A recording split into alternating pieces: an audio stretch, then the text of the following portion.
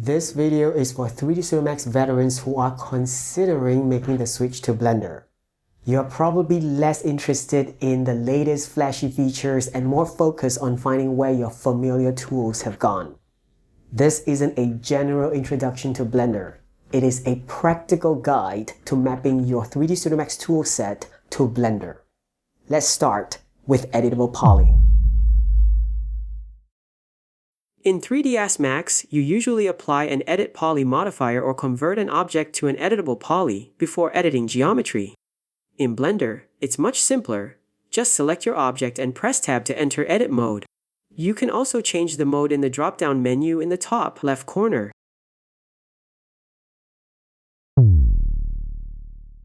This requires zero explanation if you are a 3ds Max veteran. Asset dump users aside, if you are an actual artist doing actual modeling, this is your bread and butter. And with this free script installed, you too can have this exact ability in Blender now that functions exactly the same way.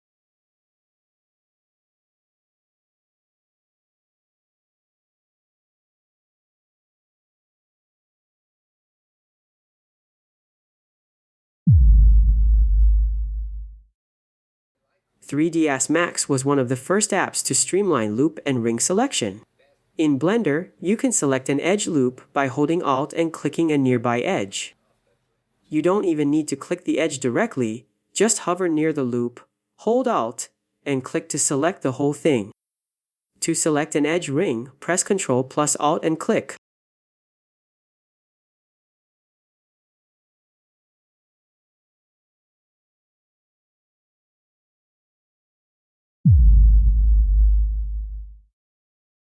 To bevel in Blender, select your edges and press Ctrl plus B. If you want to extrude and bevel using the exact same method as 3ds Max, check out the plugin link in the description. It's a one-time payment of $12 and supports the channel.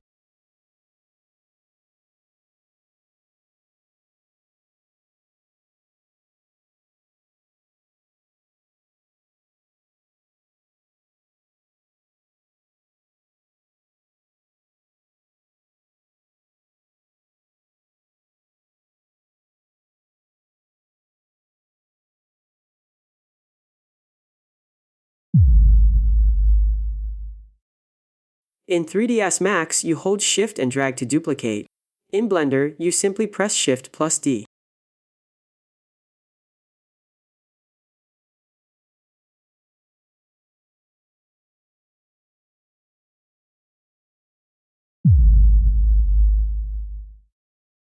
The native alignment dialog in Blender sucks. However, after installing the plugin mentioned in the description, the alignment menu appears and functions exactly how you expect it to.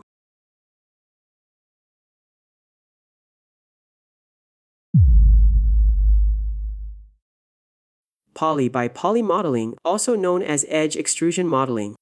In 3ds Max, you select an edge and hold Shift to drag.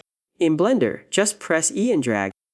As a bonus, Blender allows you to extrude the edges first and create the face later, giving you more control over the workflow.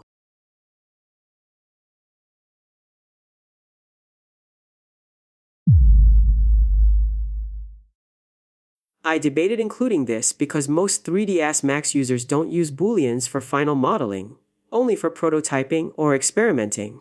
But for the sake of completion, here it is. In Blender, you can use the Bool tool add-on. Select your objects and click the Brush Boolean option. Blender's Boolean engine is actually remarkably stable. This covers the most common immediate migration issues. You can explore materials and rendering on your own terms once you get comfortable. Everything here should help you feel confident enough to take the plunge. So go ahead, give it a try. Blender is free. This is Bracerjack, signing off.